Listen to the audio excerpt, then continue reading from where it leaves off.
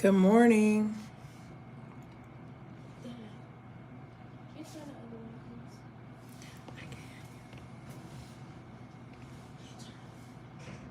Hey, y'all.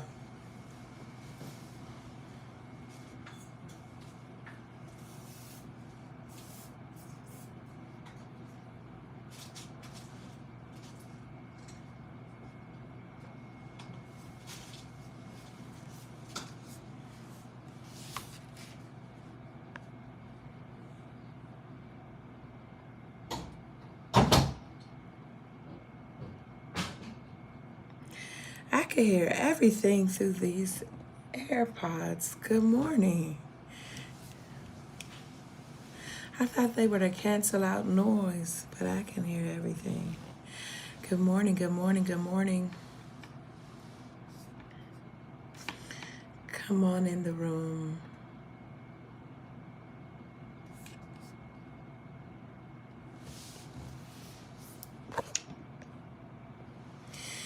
Good morning, Miranda and Brooke and Kim and Jonetta and Winter.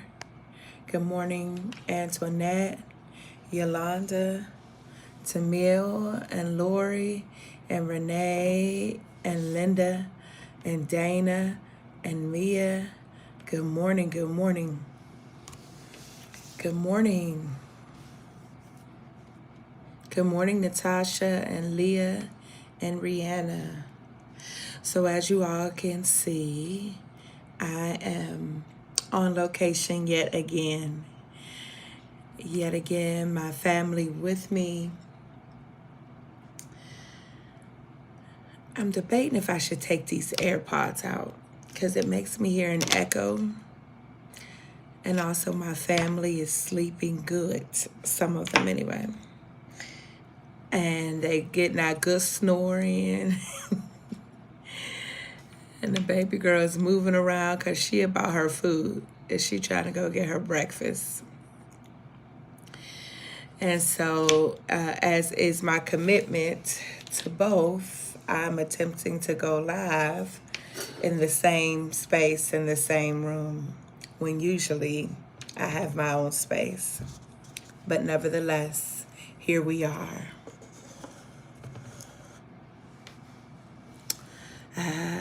Okay, noise canceling ones. I have to program them to cancel.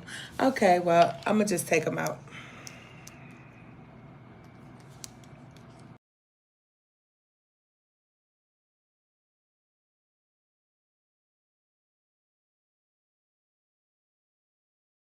Let me know if y'all can hear me now that I took them out.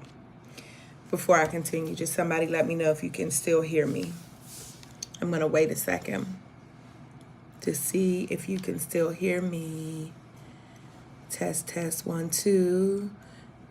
And because we are family and I live a full life, Ashe, I won't attempt to shield. Okay, Ashe. Okay, I won't attempt to shield, the noises that make us human. So you're going to hear probably somebody snoring in the background. You're going to hear my baby girl moving around and getting what she needs because that's just what it is. Ashe, that is what it means to be human. Amen. And it's just what it is. So good morning. Good morning to each and every one of you. I want to invite you, if you've not already done so, to click like and share. Good morning to those of you for whom this is your first time being with us here on the Pink Robe Chronicles, which is a spiritual gathering, a digital hush harbor of sorts. I am a digital curator, a digital griot, and this is a space where we engage in truth telling and wisdom bearing. Some of us have been together on these here internets, bless you, baby girl, on these internets since 2016.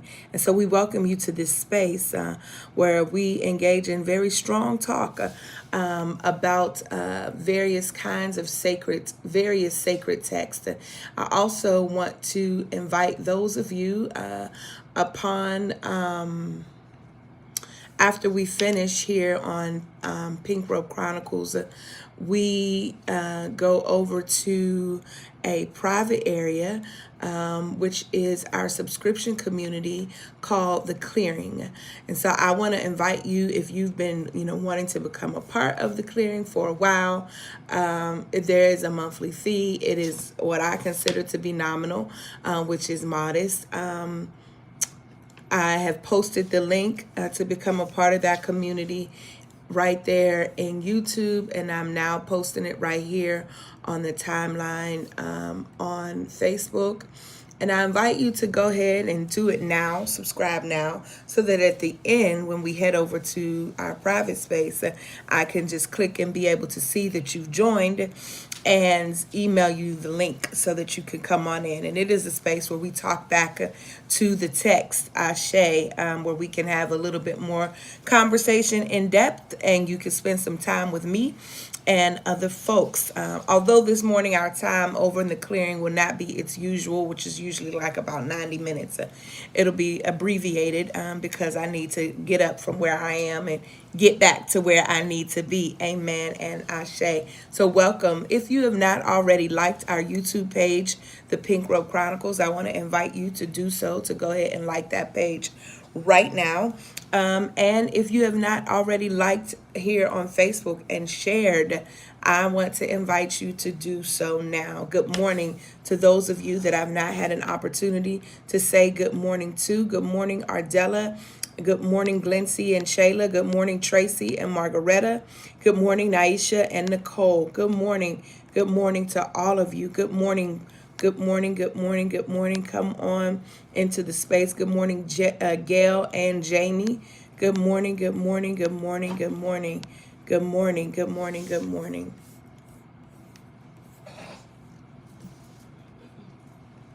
Thank you to the PRC Village Keepers who sent me a phone stand. I'm partially using one now, as because of the setting I have my production assistant on, it won't allow me to do it horizontally and go live at the same time. So I have it propped up, but I do have it. And I want to say thank you so very much for hearing my cry. I appreciate you so very much. You can move about and come get what you need, sweetie. I just want to thank you very, very much for hearing me and just responding to my overwhelm. So on this morning, I want to lift up a passage.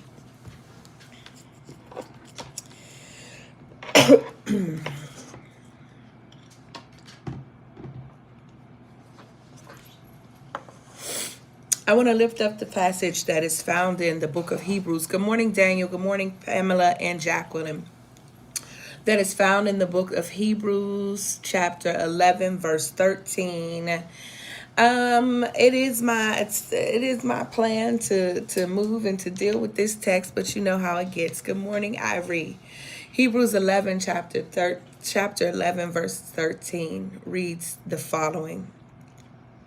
And all these people were living by faith when they died, and they did not receive the things promised. They only saw them and welcomed them from a distance, admitting that they were foreigners and strangers on earth. I'll read it again. And all these people were still living by faith when they died, and they did not receive the things promised. They only saw them and welcomed them from a distance, admitting that they were foreigners and strangers on earth. I want to talk to us this morning from the theme, Tell Them We Are Rising. Tell them we are rising. I want you to just put in the chat, rising. Or give me the fist. Just put it in the chat, rising. Or give me the fist. It's Black History Month. In 1926, Carter G. Woodson launched Black History. Hold on, let me bring this just a little bit closer to me so we can see each other. Yeah, I'm working with it. In 1926, Carter G. Woodson launched Black History Week to showcase the accomplishments of Black people. Launched in the second week of February to coincide with the birthdays of Abraham Lincoln and Frederick Douglass, Woodson's observance was later expanded into a month-long acknowledgement of Black Americans' contribution to the fabric of this country.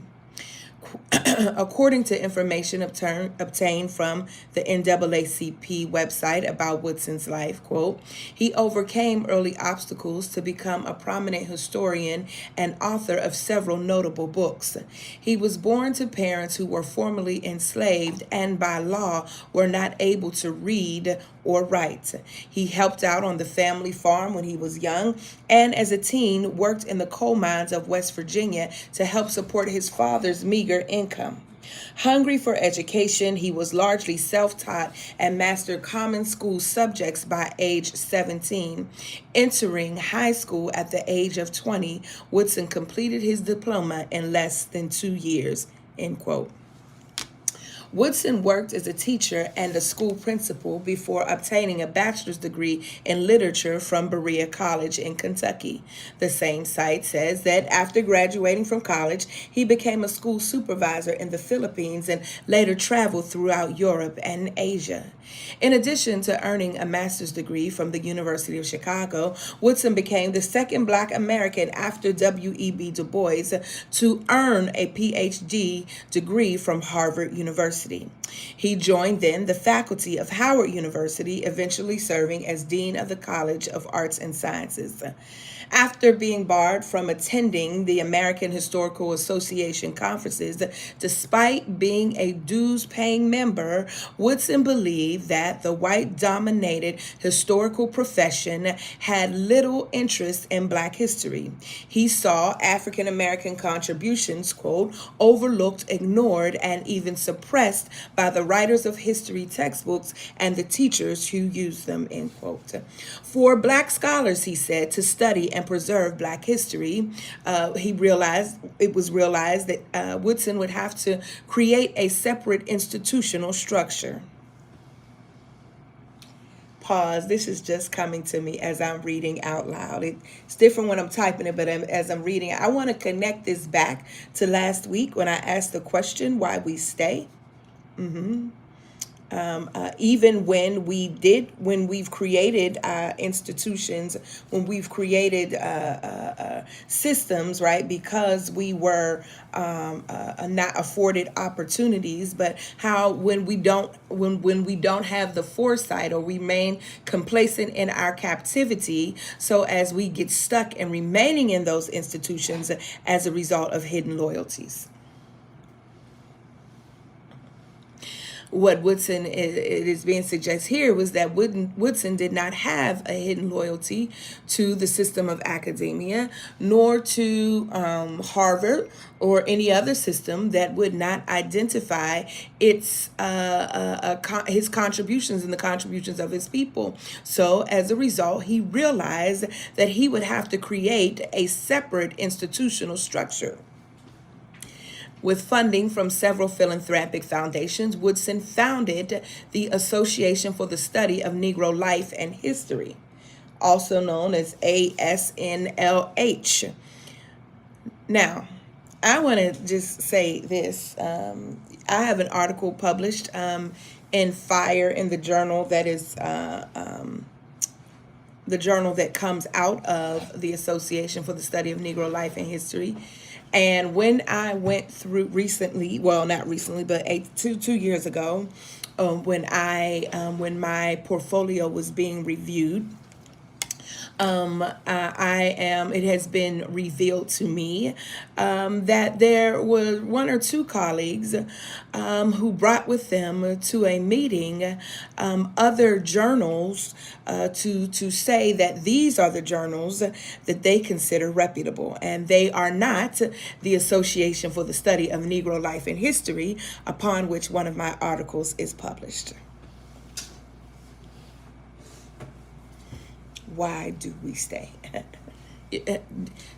So you heard me just say that the reason why the Association for the Study of Negro Life and History was founded by Carter G. Woodson was to preserve and to study Black history, so that the contributions of African Americans would not be overlooked, ignored, or even suppressed by the writers of history textbooks and those who use them.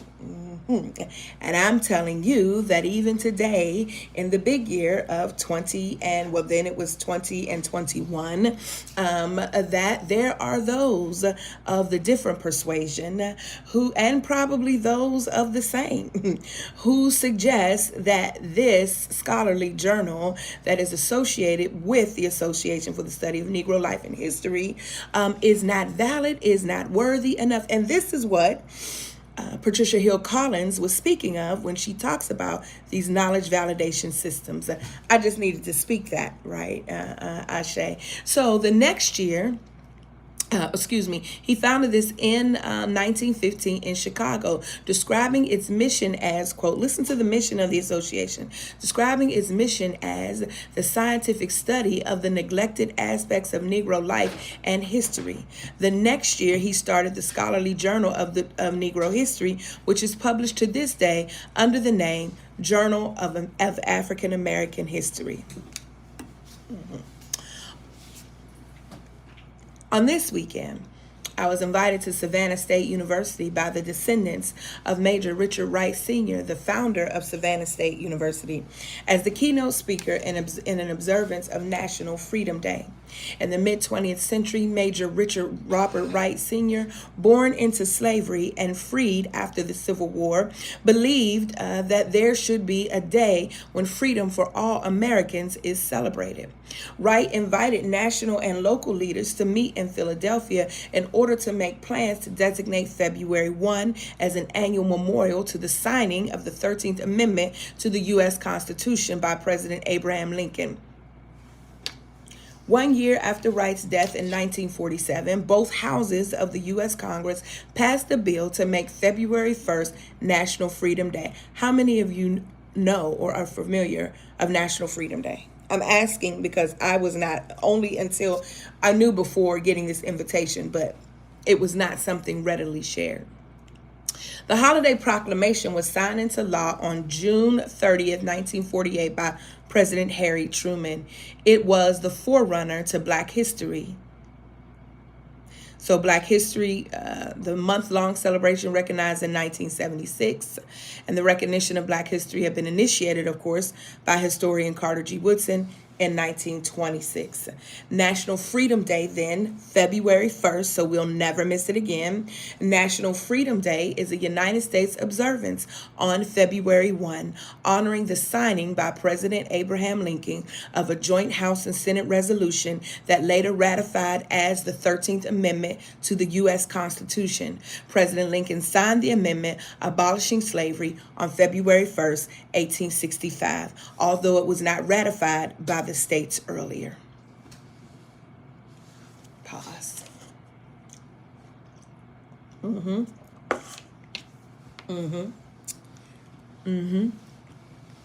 So in a book about Major Wright's life titled A Black Boy from Atlanta, a story is told about how after the Civil War, and to be clear for all of you AMEs, Richard Wright Sr. is the father of Bishop Richard Wright of the AME Church, for all of you AME historians. A story is told about how after the Civil War, Wright's mother heard about educational opportunities, and she and her young son walked from Dalton, Georgia to Atlanta. Upon arrival and acceptance into the school, which was housed in a boxcar and funded by the American Baptist Mission Society. For those of you who are graduates of historically Black colleges and universities, you know that the founders of most of probably just about all of our HBCUs are not first black churches, but are churches that were a part of the American Baptist Mission Society, which were North white Baptist congregations in the North, which were most of the money that came to fund our institutions were from white folk, which is why many of our institutions are named after white people. Spelman College is named after Laura Spelman, who was the wife of Rockefeller. Howard University is named after General Otis Howard, who was over the Freedmen's Bureau, which was whose charge was to educate newly emancipated black men. Bishop's College, founded after I think is his Nathaniel Bishop. Don't quote me on the first name, but absolutely last name Bishop, who was a society person and philanthropic being in Texas that gave the money for Bishop College.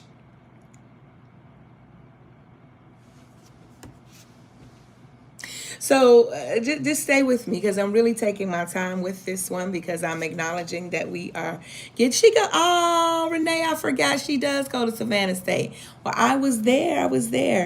I want to say a little bit under this, tell them we are rising. And I pray that you are present and listening, because every moment is not a make you shout moment, right? A lot of our moments need to be a make us listen, make us read, and make us aware. And so that is the spirit of which I am coming in today. So here it is. Richard Wright's mother, after the Civil War, hears that there are opportunities for black people to be educated at the end of slavery. She walks from Dalton, Georgia, which is way north of Cobb County, almost to the Georgia-Tennessee line. She walks to Atlanta with her son, and when they get there, her son, she is just about discouraged to go to try to register for this school, the Storrs School, because there are so many in line. His mother encourages him, son, go get in the line, go get registered for the school. When he gets there, because he is so tiny, he, squirms his way in between because there are also adults here who are trying to get into the school. When he gets there, the teacher, the lady asked him who here is to be registered, and Richard Wright raises his hand and squirms his way to the front. When she asks, why should you be registered, and you can read this story in A Black Boy from Atlanta, when she asks why he should be registered, he said, because I can write my name.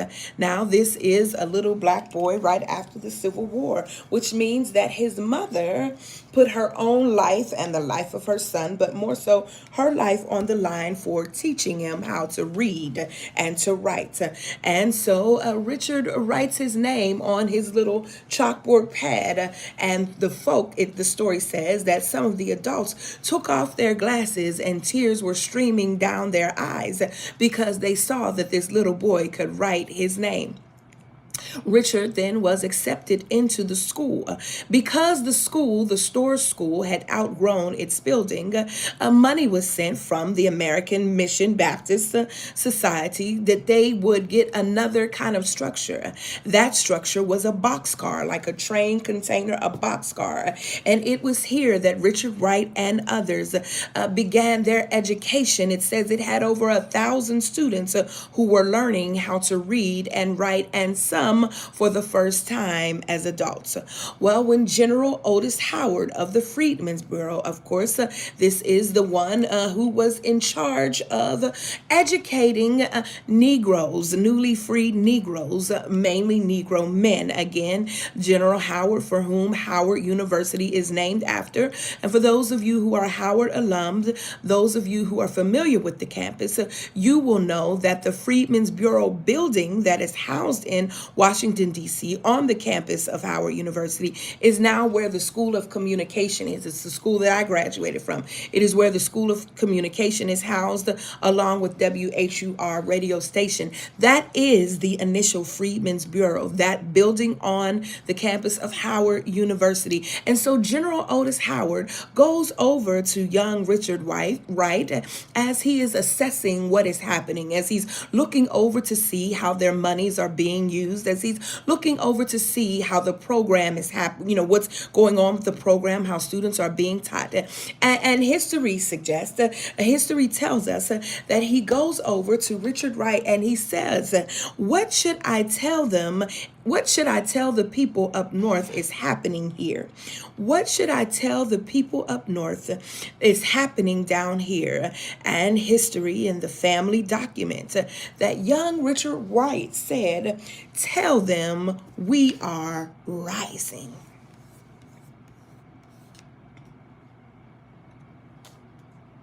That Richard Wright said to them, tell them we are rising.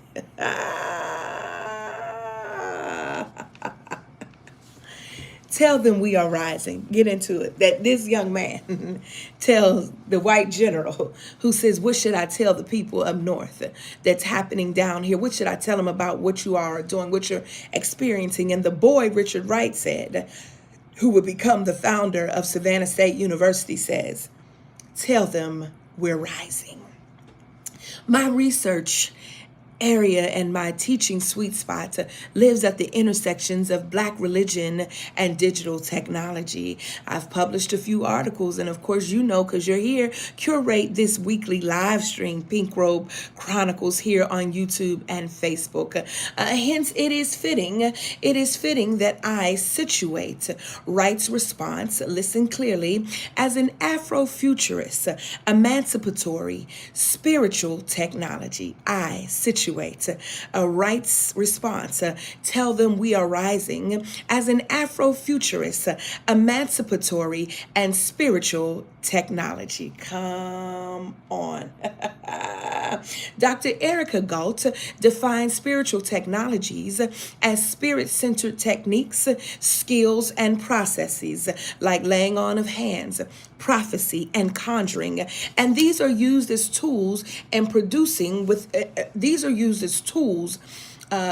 produce freedom, to produce liberation within Black religious traditions. Let me read it again. Dr. Erica Galt defines spiritual technologies as spirit-centered techniques, skills, and processes used as tools in producing liberation within Black religious traditions. So I, Melva Sampson, this practitioner scholar who is naming Tell Them We Are Rising, this performance as an Afrofuturist, emancipatory spiritual technology, I am contending it is an emancipatory spiritual technology. Why? Because it is both a prophetic utterance and a performance of conjure. My goodness, today. It is both a prophetic utterance and a performance of conjure. Further, this declarative statement to tell them we are rising, it is an emancipatory spirit-centered technology that has the potential to heal what Reverend Tracy Blackman named Black folks' current fractured relationship with freedom. I contend that in doing so, thank you, Dr. Monica, that in doing so, this means so much that you would type that right there. It means so much because, as you can imagine, when a body says that they don't count a particular journal as valid as good scholarship, it can create come on, Tracy, it creates a fractured relationship with freedom within us, and it can make us think that what we're saying is not valid or worthy or good or that it makes sense. So when my senior scholar sister, when my full professor sister stamps her approval on it, ashe, it means something. So thank you, Dr. Monica. So listen, Reverend Tracy gives to us this theme of this notion, this idea for us to consider that Black folks have a fractured relationship with freedom.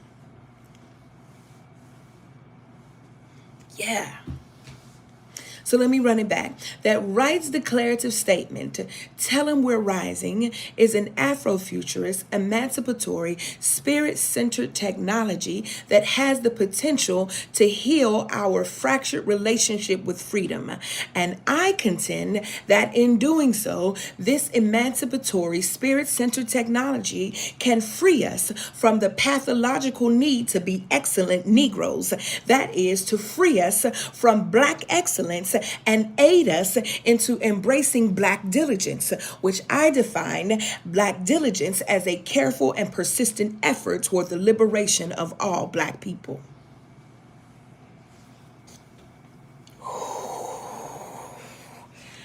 Sister Doc Irie, I'm in my bag. I feel it myself. I feel it myself. Let me run this back. Let me run it back because I wanna give us an opportunity. Let me run it back. Let me run it back. Let's go. That Wright's declarative statement, tell them we are rising, is an Afrofuturist, emancipatory, spirit-centered technology that has the potential to heal our fractured relationship with freedom. I contend that in doing so, that this emancipatory, spirit-centered technology can free us from the pathological need to be excellent Negroes. That is, to free us from Black excellence and aid us into embracing Black diligence, which I define as a careful and persistent effort toward the liberation of all Black people. So let me say a word. Let me say a word about our fractured relationship. This conversation happened over in the clearing, and I won't share it all because the clearing's business is the clearing's business. If you want to get into the clearing, go on and click our link.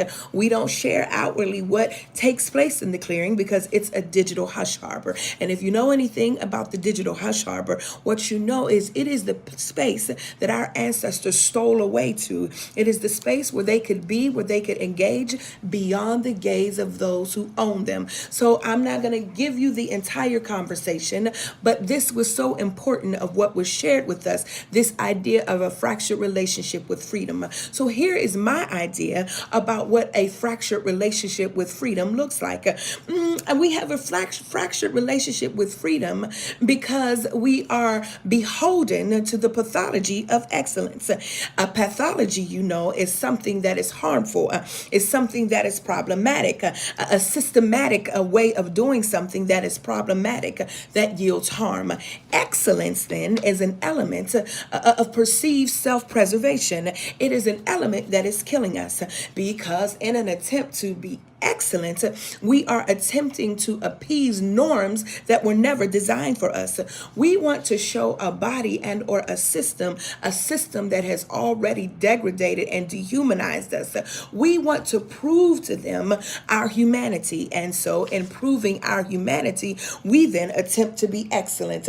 Excellence is born out of respectability. So as much as we challenge respectability, we need to be challenging excellence. So while I acknowledge, come on in here, while I acknowledge that respectability was once subversive, it was a way that if we subverted, if we looked like were assimilating to behaviors, if we looked like we were assimilating to a way of being, then possibly the idea was then that the governing structures would see us as human beings and then somehow, some way would treat us humane. But we now know that this is not the case. But Black diligence.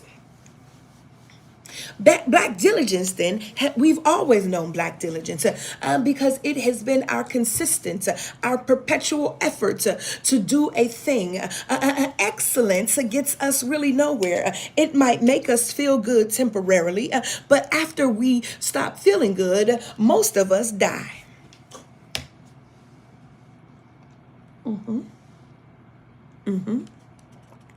Yeah. Most of us die as a result of trying to be excellent. Why? Because we engage. Come on, not Bishop Trisha Hersey.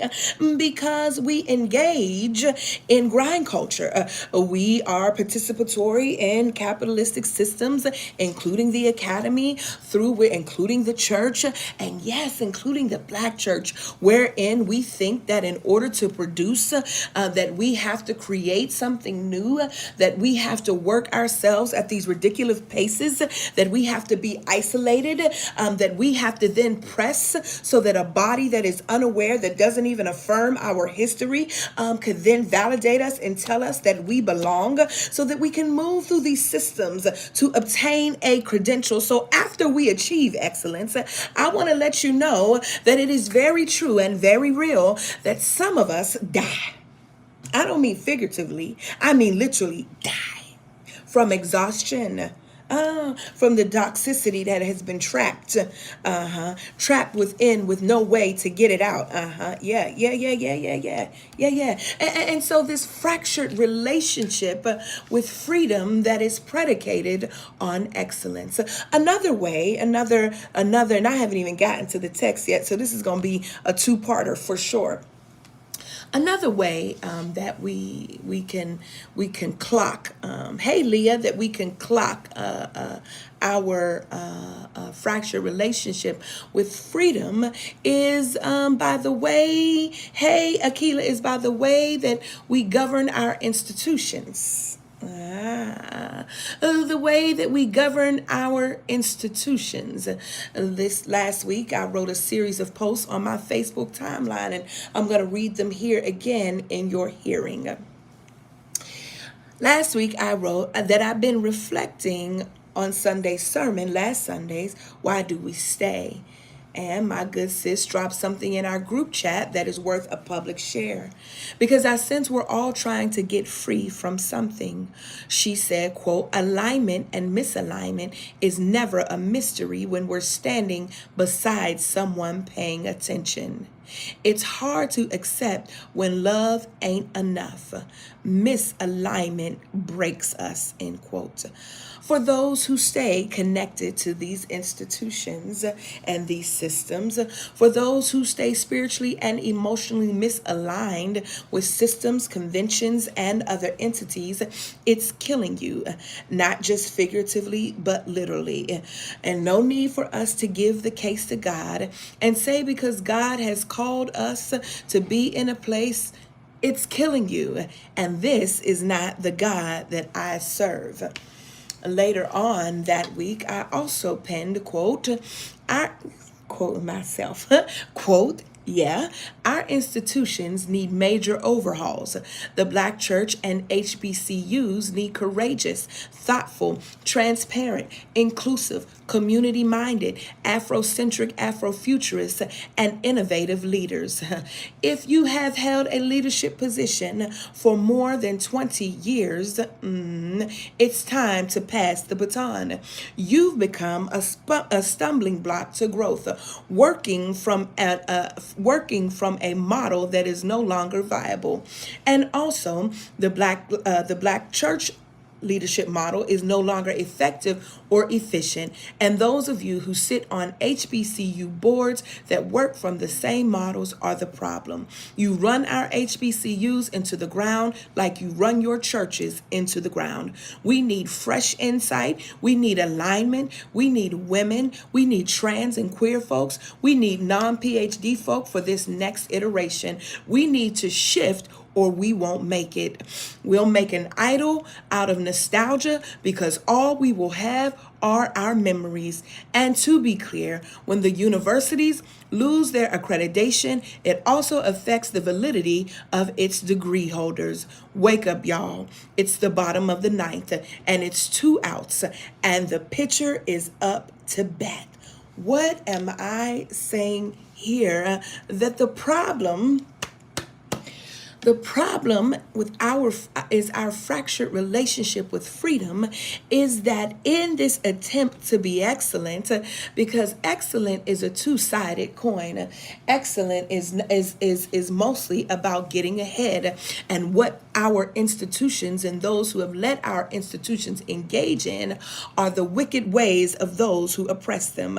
They have now taken the models used to suppress our contributions, used to suppress our contributions to the fabric of this country, used to steal, used to kill, all of the thievery and the effery. Our very own people have taken and used these models to their own individual good. There is no reason on this here God's green earth that any of our institutions should be closed. There is no reason on this here God's green earth that any of our institutions should be on warning or probation. And what we can say, it is because Black folks don't give. Well, that's one major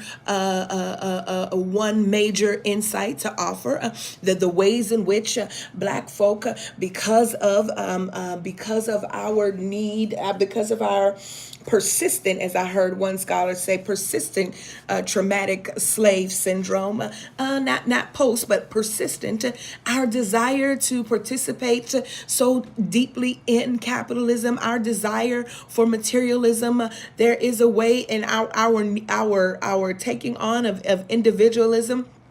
And as a result, it promotes greed. Here is the result of the pathology of excellence, that it promotes greed. And so then for those who govern our institutions, and it promotes greed and falsehood for those who govern our institutions, who won't be truthful about their ability to govern, who were never really qualified to have these positions in the first place. And hear me clear, a PhD doesn't qualify you to lead an institution. A PhD suggests that you are knowledgeable, that you have knowledge above most, above many, right, about a particular area, about a particular learned area. A PhD doesn't even connote that you can teach, because I know some good PhDs, but who are not great teachers. A PhD simply suggests that you have not only mastered, but have attained a level above most about a particular knowledge area, that your research, your ability to look beyond and to see behind, to uncover, to unveil. It does not mean that you know how to lead an organization. It does not mean that you know how to lead a people. And can I help you out? Nor does being an ordained minister, nor does being a bishop. Neither of these connote that you know how to lead. Neither of these connote that you know how to run a business. Neither of these connote that you know how to run a board. Neither of these connote that you know how to do investments on behalf of an institution. Neither of these connote that you are a good decision maker. Hence, here we are with institutions of our own that are on the brink of demise. Some of them have already succumbed. Bishop College already succumbed. St. Paul's College already succumbed, already closed.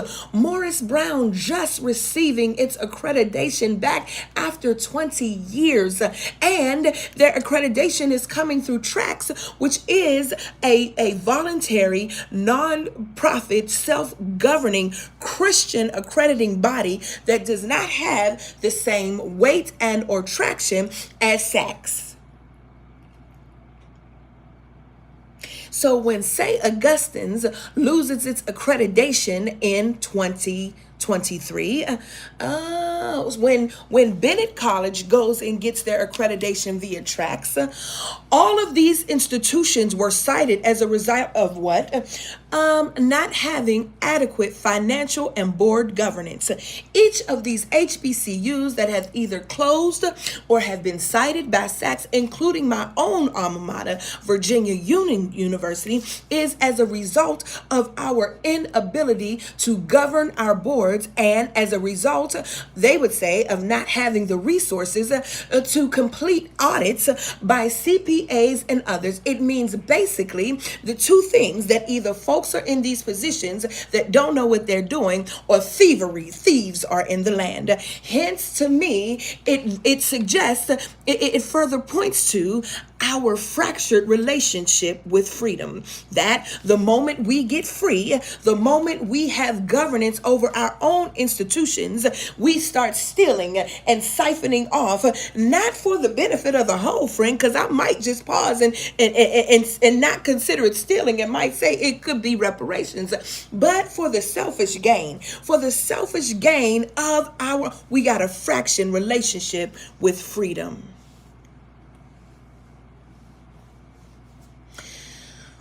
Wow, there in Savannah, brother and attorney Jamal Toure gave us a tour of Black Savannah. We visited First African Baptist Church. First African Baptist Church is the oldest Black church in Black America. First African is built by and designed by African hands, he said. He told us that the membership in the 1800s numbered between 2,000 and 4,000 Africans. First Baptist Church, which is a Cajun church that was built in Chippewa Square in Savannah, and they were at one point housed where the current First Baptist Church is, and they left there this wooden church and the land. So the third pastor of First African Baptist Church encourages members to approach First Baptist Church. So I'm saying First African Baptist and First Baptist, which are two different churches, and to approach them to buy this property that they left there. When they approached First Baptist, they were told that they could buy the building and the property for $1,500. This was in 1832, which was an astronomical amount of money. First African congregation was given only 6 months to pay all of the money. So they said, we're going to give you both the land and the church, but you got to pay $1,500. I imagine this amount set because them thinking that there's no way that this congregation could come up with $1,500. First African congregation was given only 6 months, according to Brother Jamal, was given only 6 months to pay all of the money. Brother Toure told us on the tour yesterday that the congregation was told in April. And in May, they'd already pulled together $1,000. They said, now we have only 5 more months to pay off the remaining $500. How'd they do it? Brother Jamal said, how the community came up with the money to buy the church was that some of them were saving money to buy their freedom. So instead of buying their freedom, they turned their money over to Father Marshall and said, quote, we're building a house for God here, and God will build a house for us on the other side. Tell them we're rising. Emancipatory spiritual technology. That is what? Afro-futurists. Come on. So instead of buying their freedom, instead of buying their freedom, they gave their money to the pastor. So because they said, we're building a house of God here. I could use this money, keep this money, and buy my own freedom, but I'm not going to do that. I'm going to put it in the pot. Come on, cooperative economics. Come on, collective work and responsibility. I'm going to put it in the pot because God is going to make sure that I get a house built, even if it's over in yonder. God will build a house for us on the other side. This is an African spirituality, Brother Toure said. He said something that our ancestors came across the water with no knowledge of Jesus, which is wrong. Some of our ancestors knew Yasu and Isa, 2 of the Arabic names of Jesus that Muslims on the continent would have called Jesus. And when they come across the water, he says they come, and we already know this here, he says they come with the knowledge of God with them and bringing some spiritual philosophy too. I offer that via this example of building a house of God on this side, because God will build a house for them on the other side, exemplifies this spiritual technology, which we come to know today, in my estimation, as Afrofuturism. I still haven't gotten to this text. But let me say this, because I'm gonna get to this. Maybe this is all my opening, and I'll get to the text next week. That Hebrew 13. So, this. So let me just do a quick before we go. We're a little bit, few minutes late headed to the clearing, but I gotta touch this. To talk then a little bit about from Afro history to Afro futures. From Afro history to Afro futures. So to study and preserve the history, the Black history, to study and preserve Black history is an act of Sankofa, the Akan philosophical view that means there is no harm in going back to get what was lost. We can agree that much of Black history in this country, particularly, has either been submerged or erased. We already just went through that. It is our collective responsibility to educate ourselves about our ingenuity and our creativity. However, my concern is that we remain in a cycle trying to prove our value and worth excellence to the same supremacist system that works so hard to suppress our spirit, our language, and our culture. I want us to move from history, from seeing history in the distance to seeing it in the future. I want us to move to Afro futures. Here is where I should stop to talk about the text. Here is where I should stop to talk about Hebrews chapter 11, 13 as an Afro-futuristic text. All these people were still living by faith when they died. They did not receive the things promised, Ashe. They only saw them and welcomed them from a distance. Great Spirit, great God Almighty. They did not receive the things that were promised. They only saw them and welcomed them from a distance. This chapter 11. Let me just give you a take. The teacher and me just won't leave you hanging, because not all of y'all are coming to the clearing, and I don't want you out here with your slip hanging. Hebrews. I love this particular book because it is at least from chapter 10 on, is really talking to the people who are concerned. They are experiencing big trouble. They are unaware of how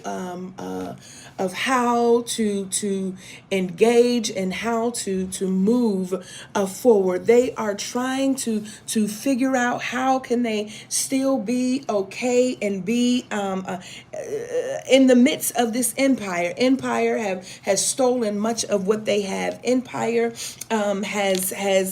they continue to live under the constant threat, and as a result, they are not engaging. They are not coming to be in community with one another. They are not coming to be present with one another. And then the writer is saying to them, do not forget. Don't forget who you were. Don't forget where you've come from. Don't forget the people who have gone before you. And so in 11, we get now faith is the substance of things hoped for, the evidence of things not seen, right? And then the writer begins to talk about all of these people who were a part of the faith, who were promised something but didn't get it.